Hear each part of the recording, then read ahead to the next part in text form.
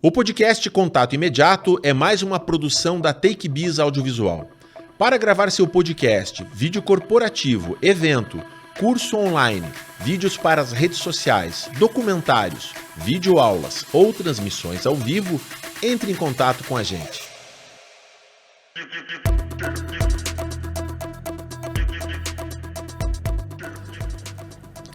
Que a gente fala oi, né? Nem bom dia, nem boa tarde, nem boa noite. Fala oi, então, para você e para quem tá assistindo também fala oi. Uhum. Não dá bom dia, boa tarde, boa noite. Mas daí não é atemporal? É atemporal. A vida é atemporal, menos aqui agora. Eu e você não é atemporal, é só aqui nesse momento. Só que quem tá assistindo lá tá achando que tá vivendo com a gente esse momento, quando na verdade... Você assistindo de noite? Se assistir de noite, a pessoa assiste a hora que ela quiser, né? Porque não é ao vivo. Deixa eu dar um bom dia, boa tarde, boa noite e um oi para quem está assistindo. Eu sou Glauber Gorski, esse aqui é o Contato Imediato podcast. E hoje uma conversa aqui. Depois de um ano que eu e o Sérgio a gente estava querendo a presença dessa pessoa. Posso rasgar elogios? Falar que você é querida? Você é fofa? Ai, eu fico com vergonha. Sueli Queirolo, seja bem-vinda. Sabe que tua fama te precede, né? Pelo menos no meio das produções audiovisuais. Você é muito conhecida, não? Para quem trabalha em produção, eu acho que eu sou bem conhecida mesmo. Maquiadora? Há quantos anos? Maquiadora, caracterizadora. Quantos anos? Eu comecei com 14, eu tenho 68. Faz tempo. Nossa, você percorreu um caminho de tecnologias diferentes, né? Filme, VT, televisão, ao vivo, gravado. 4K, maquiagem 4D, existe isso?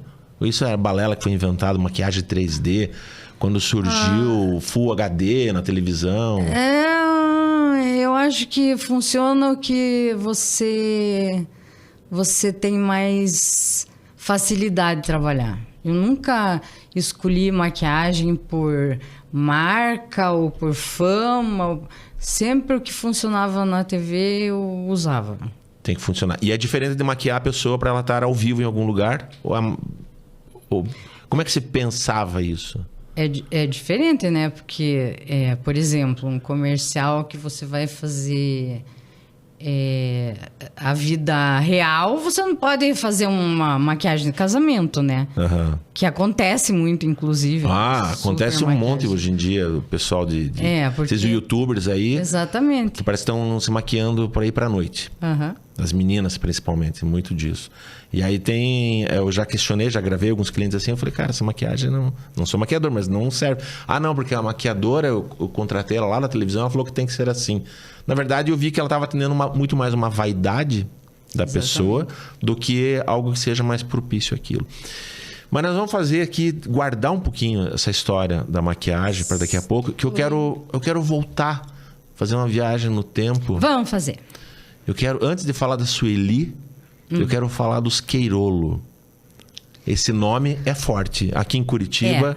Quem tem mais de 40 sabe o que significa isso. Mas nós temos uma audiência bem jovem também que não sabe. Quem são os Queirolo?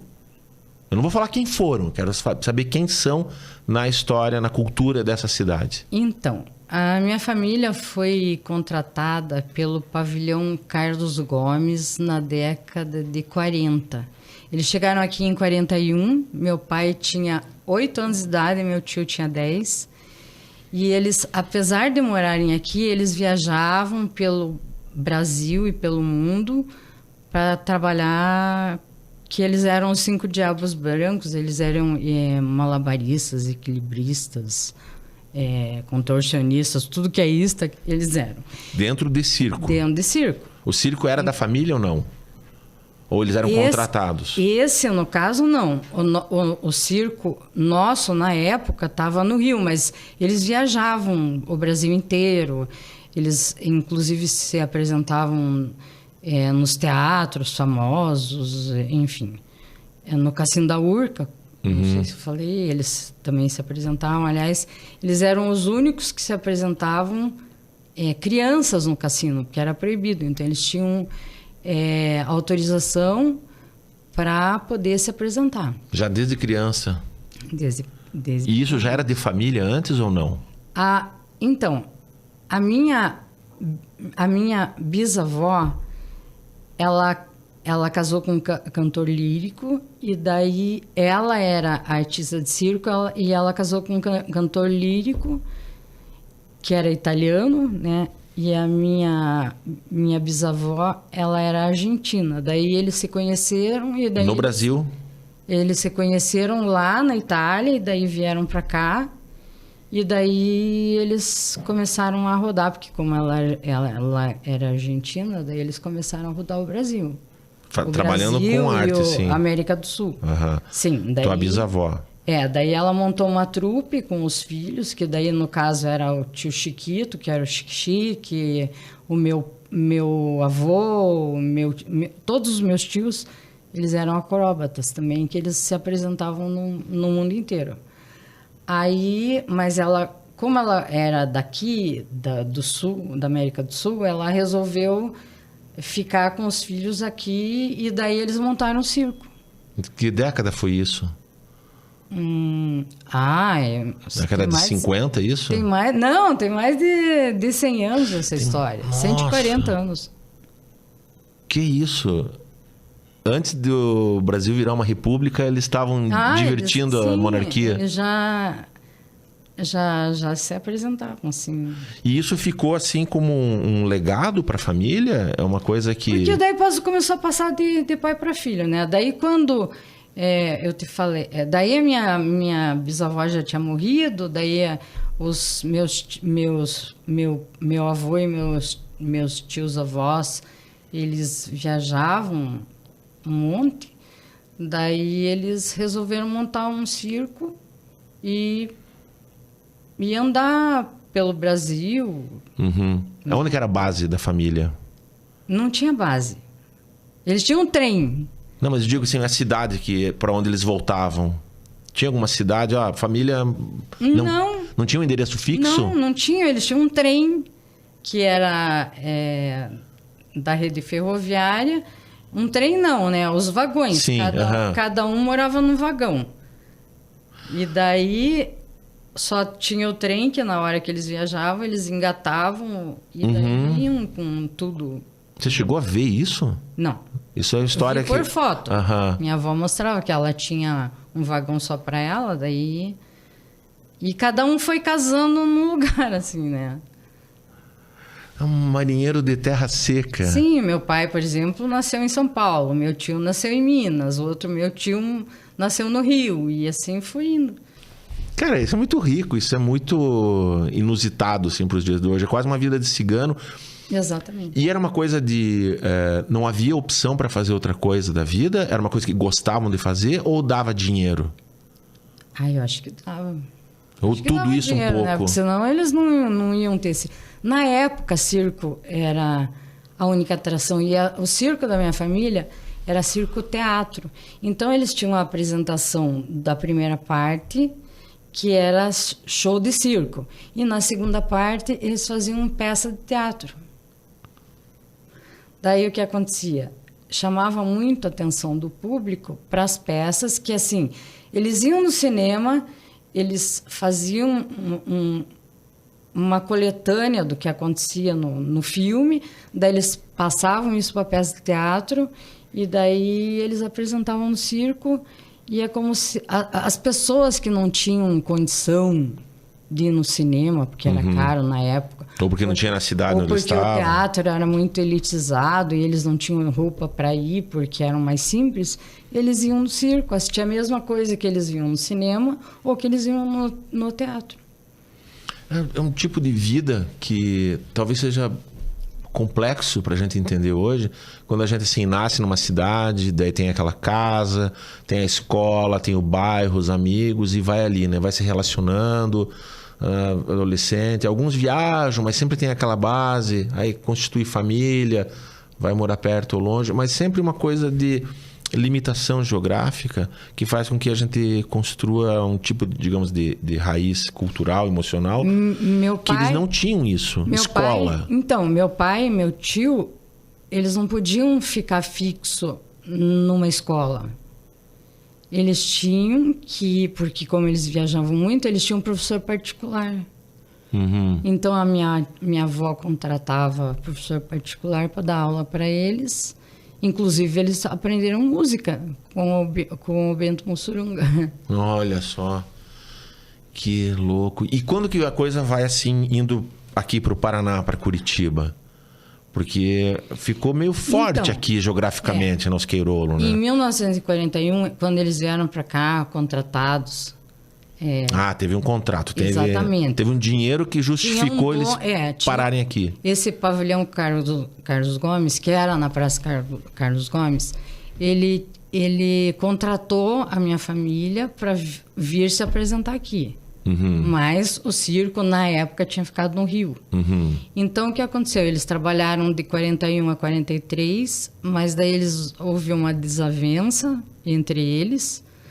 E daí a minha família resolveu trazer o circo. Por quê? Porque a minha tia Lídia, que era filha do tio Chiquito, que era o comandante, ela casou aqui em Curitiba. E o meu tio não queria deixar a filha aqui. Então, daí ele resolveu fixar aqui, né? Se fixar aqui, daí ele trouxe... No caso, o meu avô junto e um outro meu tio-avô. E daí trouxeram, além da família, das pessoas, trouxeram a arte, o ofício. Eles ficaram mas aqui. Mas continuaram viajando também. Daí, por exemplo, meu tio casou no circo, a minha mãe casou com meu pai, e daí... Porque daí eles resolveram se fixar aqui, por causa da minha tia, e daí todo mundo casou aqui. Era teu pai ou tua mãe que era dos Queirolo?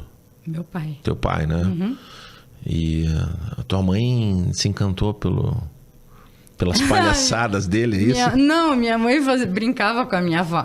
A senhora é metida, queria ser artista de circo. E daí a senhora casou, né, com meu avô. E daí minha mãe mesmo tirava sarro, porque ela virou atriz na marra, né?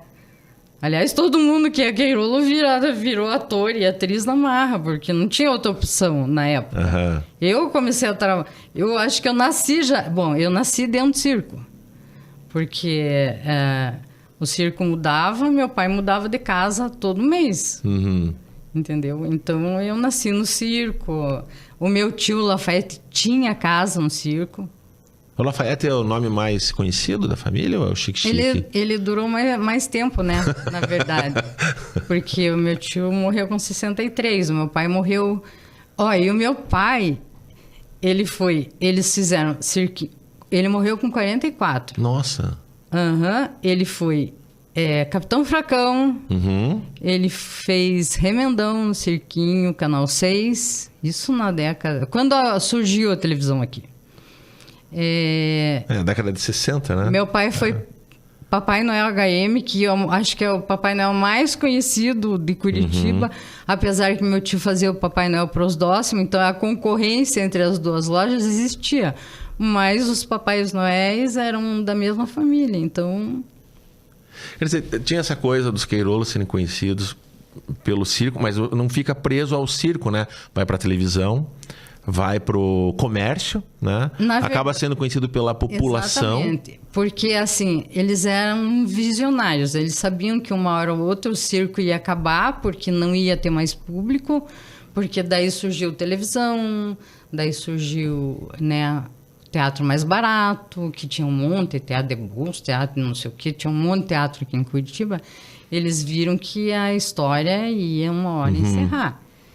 Daí eles resolveram partir para todo o nicho que tinha de trabalho. Tanto é que a gente fez peça no Guaíra, várias. A gente fez... que já era circo-teatro, e a gente apresentava Branca de Neve, a gente apresentava tudo quanto é história infantil no circo. Então só foi adaptar ao palco do Guaíra. Daí nós fazíamos as peças infantis, a gente fazia o Cirquinho Canal 6, tanto A primeira fase, que era quando minha família não trabalhava, porque no começo da televisão, né? E depois, quando surgiu a oportunidade, a gente fez na Rede OAM, que hoje em dia é CNT. O meu tio, daí como Chique, ele apresentou... Daí meu pai já tinha falecido.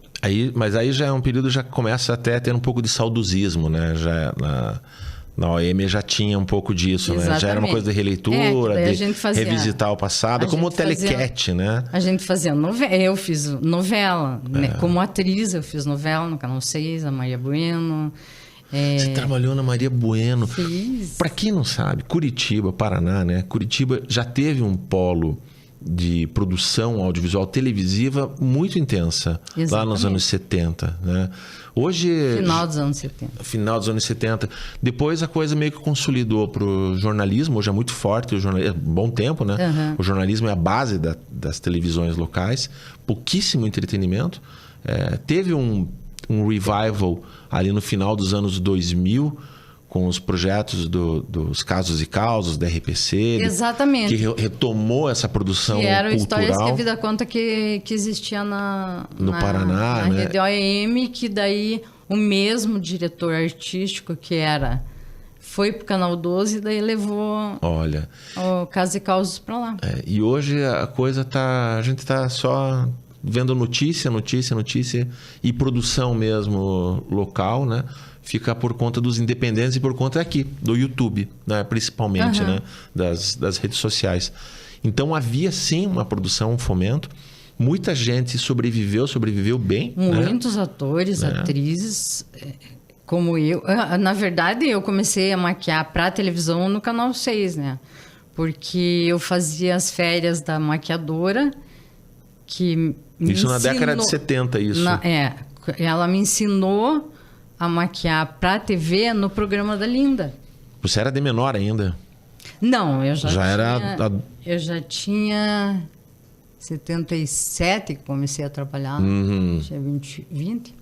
Ali você aprendeu a maquiar mesmo. Para TV. Para TV. Eu já maquiava para teatro. Né? Porque no circo não tem muito essa coisa ou mesmo no teatro, né? Ter um maquiador à disposição. O pessoal aprende a se maquiar.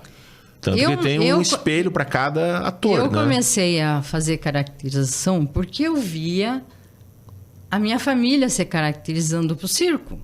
Então, não tinha velho, meu pai ia lá, pintava o cabelo de branco, colocava uma peruquinha carequinha, fazia bigode branco. E eu daí comecei a aprender a fazer essas... Quando eu era pequena, eu tinha 6, 7 anos, eu ficava olhando eles todos se caracterizando, né? De Frankenstein, de Drácula, enfim. De tudo que eles faziam de peça no circo, que era adaptado de cinema, eu aprendi olhando. Depois eu adaptei para TV para não ficar fake, né? Porque para teatro, de longe, ninguém tem noção de que né? Que não é de verdade. Agora, para televisão, que é uma câmera na tua cara, imagine uma barba de Papai Noel toda grudadinha assim. Não, tem que ser bem feitinho. É outra coisa, né? Ali no circo ainda, quando que baixaram a lona e fechou? Foi dado assim, estamos acabando, não vai ter mais, foi assim? O tio Chiquito faleceu e o circo estava no Portão, Novo Mundo, na verdade, onde é um shopping... como é que é o nome daquele shopping, né? O shopping Palladium? Isso, do lado, assim, não tem... Tem um terrenão ali perto dos bombeiros, ali, né?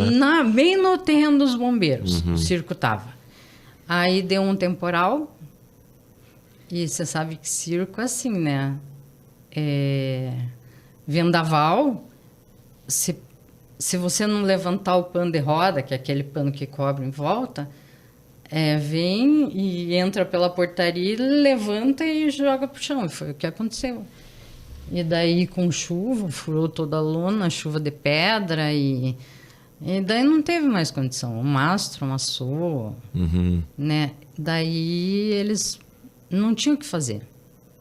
Era um circo que tinha animais?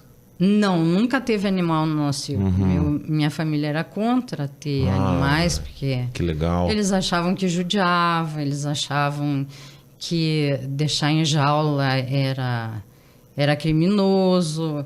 Eles eram totalmente contra qualquer forma de escravizar animal.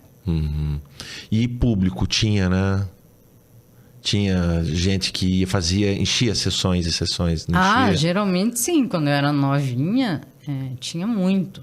Mas depois já deu para ver que a coisa, com a vinda da televisão... Com a vinda da televisão, tanto é que quando veio a televisão, meu pai comprou uma televisão, preto e branco, né, naquela época, e daí meu pai alugou uma casa no GVV, e daí eu comecei a estudar no Cabral, que tinha uma escola, daí eles colocaram, eu tinha 6 anos, daí a gente começou a ficar em casa e assistindo TV, eu e meu irmão, até a televisão fazer shhh, e a gente dormia no sofá, e ficava eu e meu irmão sozinho dentro de casa. Se uma família de artista se deixou levar pela televisão, o que vai dizer da população normal, né?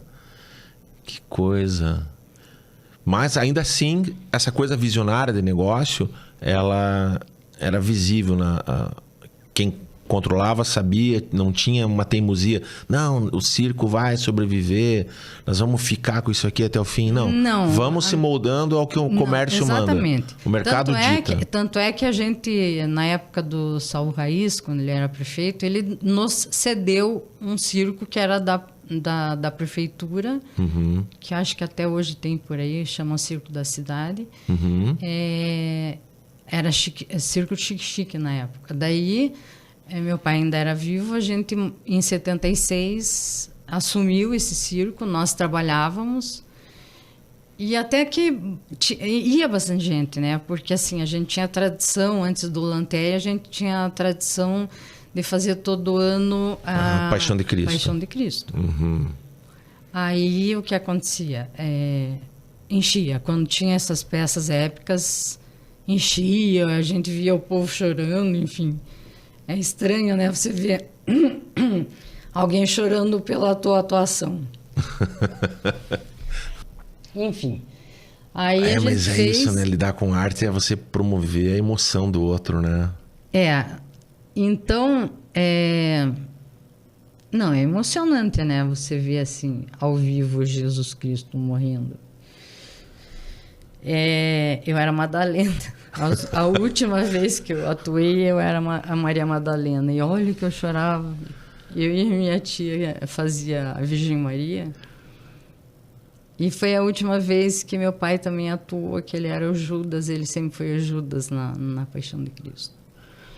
Aí, tadinho, ele estava muito doente e ele atuou perfeitamente. Eu não sei como é que ele aguentou. Ele estava com o quê? Logo em seguida, ele faleceu. Do quê? Ele era diabético. Todos nós da família somos diabéticos. É um mal de família.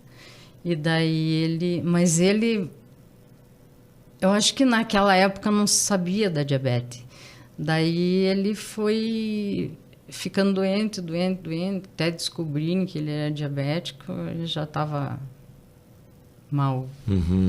E daí ele morreu em função de parar o rim. Parou o rim dele e daí ele faleceu disso. Imagina, com super 44, jovem. pensa. As pessoas também nessa época, mesmo sendo mais jovens, elas tinham uma postura de gente mais madura. A gente promoveu um pouco, né, a tua geração, a minha geração um pouquinho atrás, de empurrar essa jovialidade mais para frente. Exatamente. Né? Eu não consigo me portar como alguém, como antigamente o cara com 30 anos era um senhor, né? Exatamente. A mulher era senhora, né? Eu não consigo, assim, Não. quando me dizem a senhora, eu acho estranho. Senhora. Eu não gosto que me chamem de senhora ou de dona. Para mim, eu sou Eli, pronto, acabou, não tem essa frescura, né? Muito bem, senhora. Distância, né? Dessa distância. A não ser que você queira essa distância, me chama de senhor, né? E você, atriz... Você chegou a pegar DRT? Você era atriz mesmo, assim, profissional? 122, meu DRT, um dos primeiros. Ah, que legal. Mas... Acho que eu sou mais velha agora. Meu DRT é o mais velho. porque muita gente já faleceu, né? Dessa época que eu fiz DRT. Não, valeria uma pesquisa sobre isso até. Mas você pensava em algum momento, não, eu vou ser atriz, vou viver disso? Ou a opção pela maquiagem foi... Como é que foi isso? Não. Infelizmente, em Curitiba, não dá para se viver de atriz ou de ator, né? É uma coisa assim meio que impossível. É plano B, né? Exatamente. Você tem que ter alguma outra renda. Você tem que ter uma renda. Tanto é que a minha família também sempre teve renda paralela. Meu pai trabalhava no DR, mesmo trabalhando no circo, ele trabalhava no DR, depois ele conseguiu ficar no Canal 12 como Capitão Furacão, que tinha carteira assinada. Mas renda, você sempre tem que ter uma garantia de sobrevivência, porque senão você não consegue viver. Da arte não se vive, infelizmente, aqui em Curitiba, menos você vai embora para fora, né?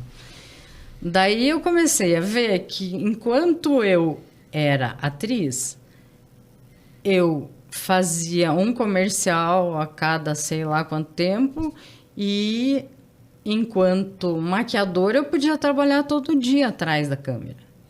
Daí eu falei, opa, é aí mesmo que eu vou, né? E eu já maquiava bem, eu já fazia maquiagem no Canal 12, que eu comecei fazendo uma caracterização pro Kid Malu, que era uma cicatriz que tinha no ator lá. O Kid Malu, né? Daí a gente fazia esse Kid Malu e eu fazia maquiagem, caracterização do ator, que era o bandido, que tinha o Kid Malu, que era o mocinho, e o outro era o bandido. Daí, o que aconteceu? Como começaram a ver que eu era maquiadora de caracterização, fui chamada para fazer produção. Que é daí que eu fui pro CIR. CIR Laboratório. CIR Laboratório, né? Exatamente. Porque até então você estava maquiando ali, pensando em televisão, publicidade de televisão, ou que a televisão oferecesse. Mas não tinha produtora na época. Não tinha produtora. Tinha o Canal 12 que fazia produção. Dentro do estúdio, não tinha esse negócio de externa, sabe?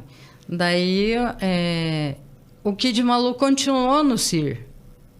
E foi com o Kid Malu, do 12, que eu fui pro CIR, que daí eles fizeram uma externa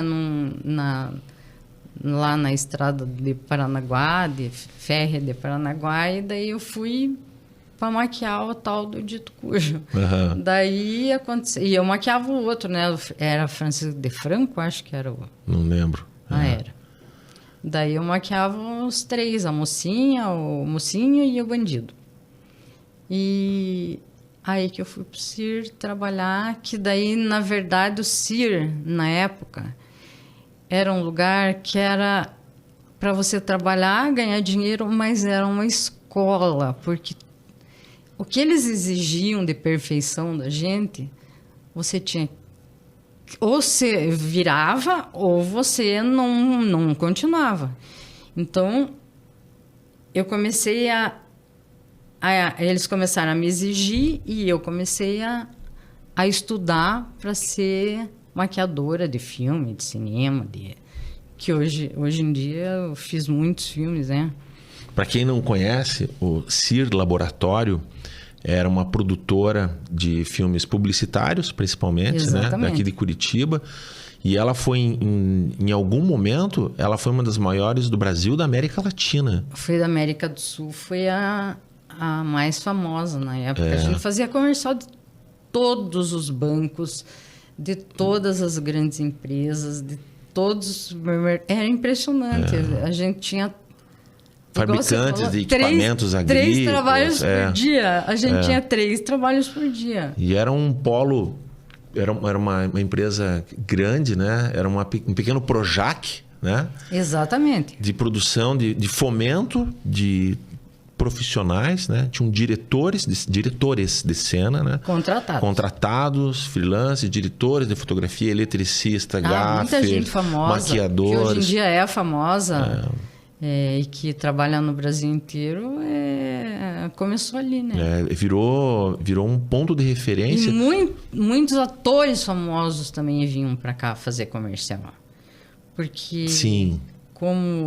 Nossa, eu conheci muitos atores famosos no circo. Dá uns nomes e conta umas histórias pra gente aí. Eu conheci tanto ator famoso, mas assim, eu conheci uma no Deiró que me emocionou demais. Deiró era outra produtora já nos 90, né? Exatamente. Que é a Fernanda Montenegro, né? Eu acho que assim, a pessoa que eu maquiei que mais tinha luz assim própria foi ela. Não tem outra pessoa mais simples no mundo assim. Ela vem com macaquinho cor de pele, ela troca, ela não precisa de camarim. Ela não é daquelas, eu quero cesta de frutas, que eu já peguei também um monte, né? Eu quero cesta de frutas, eu quero iogurte e tal, eu quero... Não, ela diz, eu me troco em qualquer lugar. Ela troca de roupa, assim, no set, na frente de todo mundo, sem problema nenhum. A única coisa que ela exige em maquiagem é colocar pestana, que é cílio postiço, e fazer a sobrancelha de biquinho.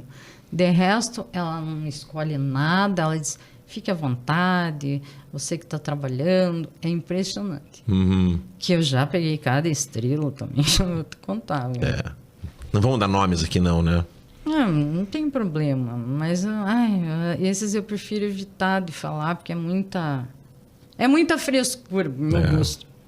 E se a gente for falar de político, então, já maquiou muito político. Todos.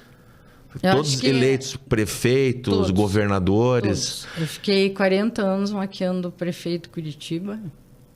Eu vou te fazer uma pergunta, não precisa dar nome nenhum, mas você ali, tá nos bastidores, maquiando. Você ouve muita história, muita conversa. Na verdade, eles acham que a gente é uma porta, né? Que você não ouve, não. Mas eu já escutei muita coisa assim. Você já mudou teu voto por conta de estar maquiando alguém? Ixi, eu ia votar fulano, acho melhor votar em outro. Não, eu não misturo isso certo. Do meu voto com o trabalho que eu estou fazendo. Se eu gostar da pessoa, eu até voto. Agora, se eu não gostar, eu vou lá, trabalho e também não dou muita... Eu maquiei um prefeito que eu fiquei muito amiga dele. Muito, muito, muito, assim, que era... Ele me mandava messenger, a gente conversava sobre trabalho. Ele falava, hoje eu acordei muito cedo, tô de olho inchado e não sei o quê. E você tem que dar um jeito. E daí, quando você fica íntimo, as pessoas, assim, ficam contra você, entendeu? O resto. O resto? O resto fica com ciúme. E daí, te derrubam. Aconteceu comigo, me derrubaram. Vaidade humana. É um absurdo, vaidade, né? Porque daí ele falava, o fulano de tal ali, hoje tá de... eu de terno e ele de bermuda. E eu dava risada, porque eu achava engraçado ele falando aquilo. E daí o cara começou a ficar bravo comigo, e ele era marqueteiro. Ele me mandou embora, me tirou. Caramba. Depois ela vai me contar isso quando terminar a gravação. Na verdade, eu sei quem é até. Claro que você sabe. O resto não precisa saber. Não precisa saber. Mas assim, a questão é que o ser humano tem isso. Essas pessoas, os políticos, né? Eles são, não digo todos, né? Mas muitos, eles são uma pessoa ali até o momento de se montar. E a maquiagem está no meio dessa montagem, né? Para fala à frente à câmera. E aí eles mudam, né? O discurso, às vezes, eu já trabalhei, eu já dirigi políticos também. O cara com uma arrogância, uma soberba, um destrato com outro ser humano, um destrato com um colaborador, com um apoiador, com um assessor, e depois está lá beijando criança, falando que faz isso, aquilo outro. Querido, eu fiz campanha esse ano, né? Eu maquiei campanha de vereador. Tem candidato a vereador que nunca foi vereador na vida, que vem com assessor, fotógrafo, a mãe, um aparato, um motorista. Eu não sei para que isso, entendeu? E a arrogância das pessoas é tão grande, tipo assim, você olha de cima e embaixo e diz, quem é você? Ela não sabe quem sou eu na situação, né? Eu estou de maquiadorinha ali. Mas ninguém sabe da minha história. Então, e o pior é que uma dessas pessoas ganhou a eleição. Não sei como é que pode, mas ganhou. E se ela já era metida antes, imagina agora, depois que virou vereadora. Enfim, é coisa que acontece que eu fico pensando, para que isso, entendeu? Para que essa arrogância, essa petulância, sabe? Leva alguma coisa? Que coisa, né? Lidar com o ser humano, com negócio, com dinheiro, com trabalho, com vaidade, com tudo isso. E a maquiagem, como algumas outras funções, digamos, mais específicas, mais técnicas na produção audiovisual, ela é uma engrenagem importante, tanto quanto qualquer outra. Eu posso enumerar cada uma das funções. O microfonista, né? O foquista, o cenógrafo, o gaffer, todos, cada um tem a sua função e todo mundo trabalha como um time. É um lugar que, como muitas profissões, né? São esses lugares que deveriam fazer com que a gente tivesse um pouco mais de humildade, no sentido de acolher que o trabalho do outro é importante, tão importante quanto o meu, todo mundo. Desde da senhora que serve o cafezinho, sim. até o motorista que vai te levar para casa ou vai te buscar em casa às 4 horas da manhã, sabe? Todo mundo é igual. E vão conviver, todo mundo né? é igual. Exatamente. E vão conviver intensamente por algumas horas ou alguns dias, semanas, né? Não tem espaço, não deveria ter espaço para essa vaidade, mas tem. Né? Tem. E muitas vezes isso é alimentado também. Principalmente pelo, como você falou, marqueteiro, né? Essa turma que faz as pontes de negócio, né? Essa turma alimenta a vaidade. Né? Eu já entrevistei gente aqui falando que, não defendendo político, não defendendo o governador ou o prefeito, mas explicando que muitas vezes não se chega a algumas informações a essas pessoas porque eles são blindados. Exatamente. Não tem acesso. Tem diretor que é blindado, que você não pode perguntar para ele se a tua maquiagem tá boa. Que tem você tem que falar com o assistente dele, você não pode chegar perto. Eles, eu não sei se é o próprio assistente que quer blindar o diretor. Eu não entendo. Eu me desenvolvi... A que patamar chegamos? Eu conheci a Sueli há pouco mais de 30 anos. Eu era estagiário numa produtora, fazendo assistência de produção, comecei preenchendo ficha de teste de elenco, né? Depois ajudando a carregar peso de grua, né? Empurrando coisas, cuidando de equipamento. Que nem existe mais grua, né? Nem existe mais com os drones hoje. Fazendo assistência em ilha de edição, fazendo decupagem, né? Ajudando tudo, né? Passei por tudo. Eu aprendi naquele período que o diretor que está atrás de um monitor, que já conversou com o ator, que já foi ensaiado o texto e tal, naquele momento de gravar, naquela hora mágica, onde se aperta o REC ou se dispara a câmera, onde o personagem, o texto, a história está acontecendo e todo mundo para. Todo mundo para. Todo mundo espera o ator fazer o que tem que fazer e o cinegrafista, né? E a minha escola é daquela que o diretor está atrás do monitor e ao lado dele está a maquiadora. Sempre. Eu sempre fui... Porque ela está trazendo um outro olhar que às vezes ele está preocupado com o texto, com a interpretação, e ela está cuidando um pouquinho do visual. Eu sempre estou cuidando dos cabelinhos, do suor, Isso quem começou a fazer... Foi o Percy Tamplin do circo. Percy Tamplin, que era o proprietário e diretor do circo. Hoje em dia, você vai num set, o maquiador fica lá no fundo. Quem fica na frente do monitor é o cliente. Só que o cliente, ele exige o trabalho, mas ele esquece que tem a equipe técnica que precisa fazer o trabalho dele ficar bom. Então, eu acho que eles tinham que ficar atrás da gente. Mas... Ou então, né? Às vezes eles montam um monitor para mim, separado, assim. Ou eu fico perto da direção, que daí eu tenho sempre um monitor dele, fico atrás olhando. Mas aquele tempo que o diretor tinha, não tem mais. Porque os diretores, principalmente, já vi diretores mais novos, assim, eles desprezam isso. Eles já vi reclamações de diretores, inclusive quando fazia assistência de direção, eu vi isso.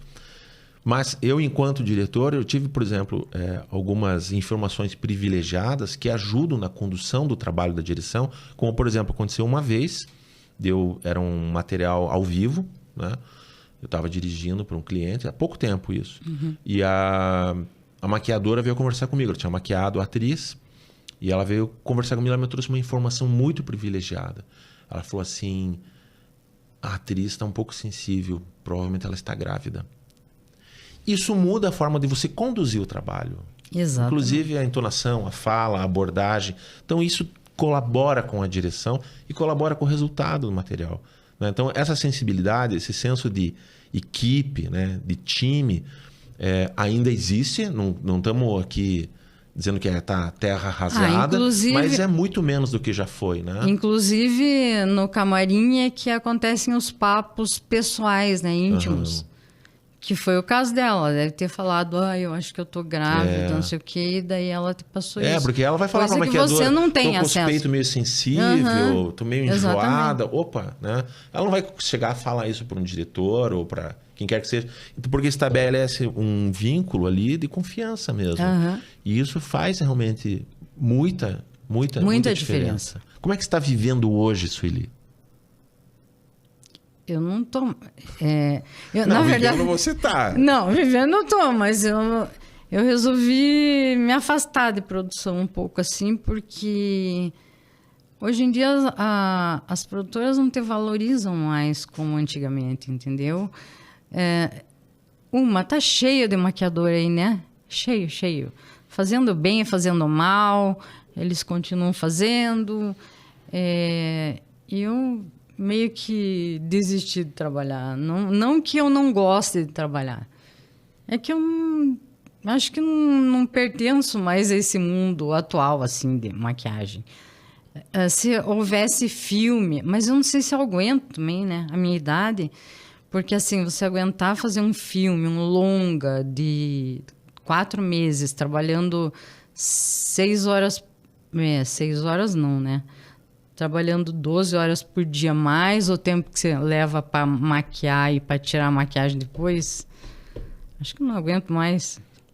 Mas você chegou a trabalhar com assistentes? Sim, a maioria dos filmes, ou a gente era uma equipe. Eu nunca tive assistente, para mim. Para você, não? Não, eu não considero, o fulano é meu assistente. Não, se eu chamei é porque ele tem a mesma qualidade de trabalho que a minha, né? E eles podem aprender um pouco comigo também. Então, eu não considero... Porque, assim, se eu for pegar um assistente que não sabe maquiar para eu ensinar na hora do set, então, por que eu vou ter assistente? Então, tem que ser um maquiador que saiba fazer o trabalho dele. Daí, sim, Você nunca deu aula de maquiagem? Ensinar alguém? Fazer curso? Eu já fiz o workshop, por governo, já fiz. Já fiz... já brinquei também de dar workshop em escola, que daí eu fazia brincadeira com as crianças, eu contava a minha história, me maquiava de palhaço, e daí... Porque eu entro como professora, né? Daí eu, de guarda-pó, não sei o quê, daí eu sento na frente do espelho, começo a maquiar, as crianças começam a olhar de trás para frente e eu no espelho. Daí eu me maquiava de palhaço, e daí eu tirava o guarda-pó e ficava de roupa de palhaço. E contando a história, daí brincava com eles, daí eu fazia eles se maquiarem de palhaço, eu levava tinta e fazia eles se maquiarem. E era uma coisa divertida para as crianças. E daí, profissionalmente, eu fiz workshop para o governo numa época que eu ensinava a fazer caracterização. Alguns tipos de caracterização. Eu ensinava a fazer sangue, ensinava a como se maquiar sem... Porque, assim, era coisa... Como era do governo, vinha gente de todo o Paraná. E, assim, tem maquiagem que você compra que é importada. Como que uma pessoa que é do interior tem acesso à maquiagem? Então, quem ensinava a fazer com guache, fazer com hipoglosa, tinta de palhaço, a branca, né? E daí maquiar com guache por cima, colocar glitter, fazer barba com cola de cílio, várias coisas assim que as pessoas não têm noção que você pode utilizar sem ser profissional, entendeu? Que eu acho que é isso que é interessante. Não adianta eu ir lá e dizer assim, nós temos uma maquiagem importada da Kriolan. Sim, qual que é o acesso a isso? Exatamente, que custa R$900 a paleta e que você pode usar... Não é assim que funciona, entendeu? Eu sou de circo. No circo você maquia com... Se precisasse, se maquia com lápis de cor. Teve algum desafio que você falou assim, cara, tem que fazer uma caracterização aqui, não sei se vou dar conta, aqui é brabo o negócio. Teve uma história engraçada. A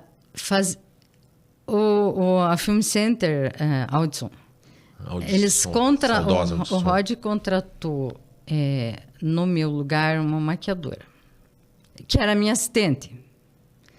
Enfim, e me mandou embora, não trabalhava mais com ele.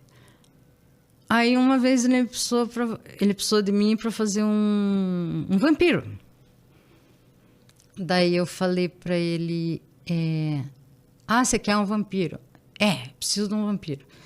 Eu preciso que você mande fazer para mim, num dentista, uma dentadura, porque ele precisa ficar... Uma prótese ali? Uma prótese, porque ele vai ter que ficar com os dentes... a noite inteira, a gente vai gravar e ele vai falar. Falei, tá bom. Aí, na época eu cobrei R$2.000 dele. Ele falou, nossa, mas tudo isso é um absurdo esse dentista. Falei, não, você quer que eu faça? Então me paga isso. Aí ele me pagou. Nossa, na hora que eu fui maquiar, tava todo mundo em volta, a ver. Nossa, que prótese é essa, caríssima? Eu maquiei ele de vampiro, fiz o cabelo, como é que era? Drácula? Christopher Reeve. Não, Christopher... O Christopher Lee. Christopher Lee. Eles queriam aquela referência. Aí eu maquiei exatamente igual. O ator era lindo. E... eu fiz aquele cabelo, não sei o quê, deixei ele pálido, fiz toda a maquiagem. Na hora do dente, todo mundo olhando, eu tirei um pacotinho de R$1,99 de unha postiça, daquelas que... é uma vagabunda, que não tem cor de dente mesmo. Aí tirei a unha, media no dente dele, lixei para ficar bicudinha, daí coloquei massinha branca para encaixar no dente, encaixei certinho, coloquei cola de maquiagem, de caracterização. Coloquei, ele ficou a noite inteira de dente. O dente ficou muito perfeito. Porque é fácil de fazer dente de vampiro. Não precisa se comprar importado. Aí, ele falou assim, você me cobrou R$2.000 para fazer isso? Eu falei, desde que Colombo colocou o ovo em pé, todo mundo sabe como é que coloca, né? É só uma questão de pensar que você consegue fazer. Você cobrou pela solução, né? Eu cobrei pela sacanagem de ter me dispensado. Claro. Na verdade, foi bom, porque quando ele me dispensou, eu fui trabalhar no Canal 12, né? Que eu fiquei lá alguns anos. Quando você faz maquiagem de caracterização, você tem que ser criativo. Você tem que pensar na solução, que foi o que sempre aconteceu lá no CIR. Eu quero que o cara fique careca. Meu Deus do céu, tem que achar uma peruca daquelas de silicone. Eu diria que nem disso precisa, é só esperar um pouco, alguns anos. Pois é. Você tem que fazer aquela careca. Meu Deus do céu, como que você vai fazer a careca? Daí eu faço a careca em quem eu quiser, com maquiagem. Não preciso ter aquela peruca importada de silicone que custa uma fortuna e que se a pessoa mexe, ela começa a soltar tudo. Eu não, faço direto na cabeça. É muito saber para ficar perdido no mundo, Sueli. Como é que a gente passa isso para frente para quem quer saber um pouco mais? É possível ou isso é de cada um? Eu tenho medo, entendeu? De dar aula, por exemplo. Tem uma amiga minha que vive... você devia dar aula, você devia... Eu tenho medo que se eu pego 20 pessoas para ensinar a maquiar, se 5 aprenderem, é muito. O resto vai ficar... Os 15 outros vão ficar falando mal de mim que eu não soube ensinar. Eu tenho medo disso, entendeu? Mas isso é... Eu vou te falar, eu dei aula por alguns anos em faculdades, dei aulas em cursos livres, né? Não tem como escapar disso. A gente sempre acha que as pessoas que estão ali, todas elas são interessadas em... Cara, mesmo que seja um curso específico, vai ter sempre alguém que vai estar questionando o que você está fazendo. E não tem jeito, tem que meio que se abstrair e pensar naquele que realmente quer aprender. Até workshop, assim, eu daria, entendeu? Para ensinar em, sei lá, 3 dias umas técnicas básicas. Porque eu acho que a pessoa que se interessa, ela tem que procurar aprender, sabe? Seguir. Hoje em dia tem um monte de página que faz isso, né? Que ensina a caracterizar. Então, às vezes eu acho mais fácil você procurar uma página de caracterizador no Facebook ou no Instagram, que é mais fácil do que eu ir lá ensinar. Tá, mas mesmo assim, a gente tá indo para os finalmente aqui, mesmo assim, se alguém quisesse falar com você mudou o teu Facebook, você mudou o teu número do celular, mas mudei assim, tudo. Mas Instagram você tem? Tem Instagram. Qual que é o teu Instagram? Porque é capaz de alguém chegar ali e falar: ô, Sueli, queria saber um pouco mais sobre isso. @Queirolo Sueli. @Queirolo Sueli. Facebook Sueli Queirolo. E o número nem eu sei de cor do WhatsApp. Não dê também esse número de cor, porque senão algumas pessoas vão voltar a abusar. A me perguntar: vamos trabalhar? Deixa eu fazer as perguntas finais. Eu ia pedir umas histórias proibidas, mas não. A gente pode até contar umas histórias proibidas depois. A gente toma um café. Tá bom. Já veio gente falando aqui que as melhores histórias são as proibidas. Mas se são proibidas também, né? Não dá pra contar. Mas eu vou te perguntar assim, sem dar nomes. Eu já vi muito rolo. Você já teve algum... É quase uma pergunta retórica essa. Ali, você tá lá na maquiagem com o ator, tal, com a atriz, e aí começa a rolar aquele flerte, a coisa começa meio que talvez possa ir para um caminho que você, que não é profissional. Já viveu isso? De ter muitas vezes. Muito, né? Inclusive, eu já vi gente casando. Sim, mas com você já... Já aconteceu de dar em cima pegar de mim? dar em cima de você... Não. Porque você mantém um profissionalismo, você deixa claro quem você é ali, né? Eu acho que talvez quando eu era mais novinha, eu acho que até podia ser, mas eu não me ligava a isso. Porque assim, é tanta correria na hora do trabalho que você não pensa assim, esse cara é um gostoso, ou o cara pensa, nossa, essa mulher é uma delícia. Não, eu acho que na hora a gente vê entre atores, entre apresentadores. Por exemplo, eu cheguei a presenciar Ana Zimmermann, que agora o Gil Rocha faleceu. Quando eu trabalhava no Canal 12, eu vi o começo do relacionamento dos dois. Ele recém-separado da esposa, ela uma pessoa que estava recém começando, ela linda, ela já tinha feito comercial com ela. E os dois se apaixonaram, a gente via os olhares, sentia, e no fim eles acabaram casando, têm filhos. Enfim, ele faleceu, infelizmente, há pouco tempo. Mas, assim, foi um romance que eu vi nascer, entendeu? Vi vários romances nascerem. Eu acho bonito isso, porque... é tão emocionante, né? Você meio que ser cupido das pessoas. Que legal. Quero agradecer demais por você ter aceitado. A gente está aqui num episódio... para mim, assim, particularmente, e posso falar isso pelo Sérgio, como um episódio assim, especial. Era uma vontade de a gente ter você aqui conversando, né? partilhando essas histórias. Eu acho que isso dialoga com o pessoal que viveu isso, né, e conviveu com isso. Eu acho que traz muitas memórias, né? Traz muito diálogo interno, que é muito legal.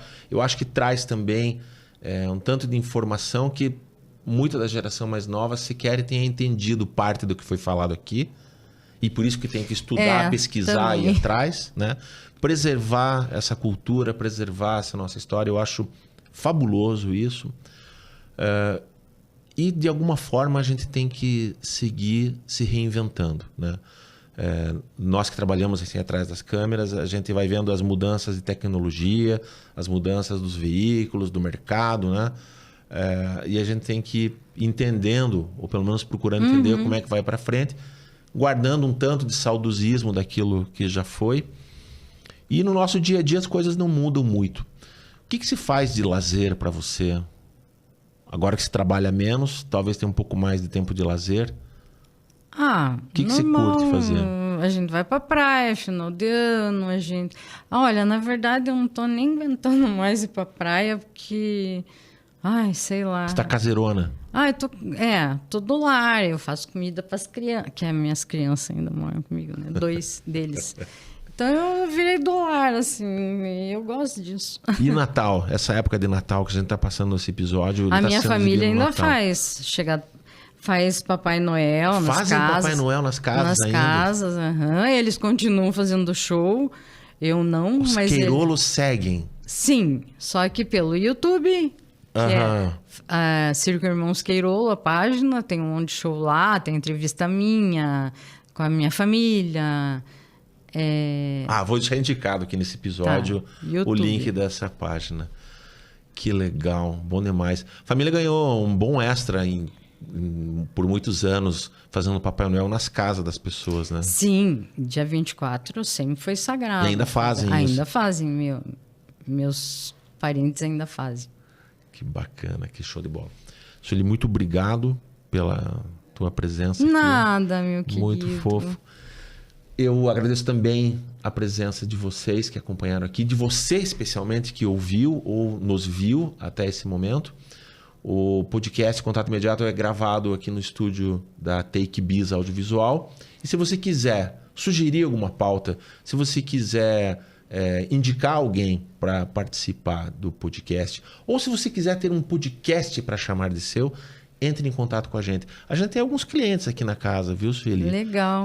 E uma das coisas que eu sinto falta é de maquiagem, viu? Principalmente os homens. As mulheres já vêm maquiadas, a maioria para a noite, né? Algumas mais adequadas para o mundo audiovisual, mas os homens, de modo geral, muito desleixado. E eu vou te contar uma coisa que eu faço aqui. Alguns homens que vêm aqui, principalmente os carecas mais brilhantes, você maquia? Eu maquio. Que amor! Porque eu me passo uma pequena base em mim aqui para estar aqui à frente também. Porque a gente sabe o que significa um reflexo de uma luz que deixa mais estourado. Que, tal. na verdade, e é um cuidado, sabe? Um ajeito de cabelo. Na verdade, dá a impressão que a pessoa está oleosa, suja, não tomou banho, né? E na verdade não é. Não é. É o brilho por causa da luz. Por limitação de equipamento mesmo, exatamente. né? A questão tecnológica imprime isso. A gente tem um grande amigo, que se conhece também, que é o Ribamar, né? Ribamar Soares. Ele falava assim para mim, né? Ele tem a produtora dele, né? Ele é videomaker também. Um cara incrível, um cara sensacional. Já trouxe algumas histórias dele aqui na minha fala. É um cara que eu gostaria de trazer aqui à frente, mas ele tem se recusado a participar. Mais um envergonhado. Bobo. Bobo, né? E ele fala assim, Glauber, se eu pudesse, assim, como... Ele falou, eu sei que é um luxo isso, mas qualquer gravação que eu vou... Eu falei, você queria ter um assistente? Ele não, queria ter uma maquiadora comigo o tempo todo para eu não precisar me preocupar com algumas coisas que eu sei que são importantes.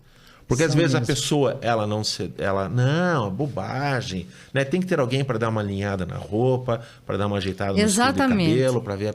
Tem que ter alguém. Porque a pessoa pode achar que é bobagem. Às vezes a pessoa tá de gravata, para dar um jeito na gravata, ou melhorar o nó. Para que ela não se preocupe com aquilo. Exatamente. Porque depois, quando ela for se ver...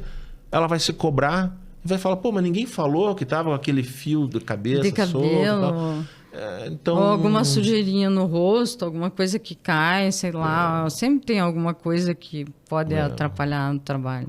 Quem é mais vaidoso do que eu sabe que é importante realmente não se prender ao visual. Não é isso que vai impedir a comunicação, mas é bom tomar alguns cuidados fundamentais, básicos.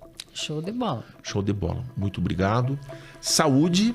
Saúde e um Feliz Natal. Um Feliz Natal. A todo mundo. E ho, ho, ho, né? Ho, ho, ho.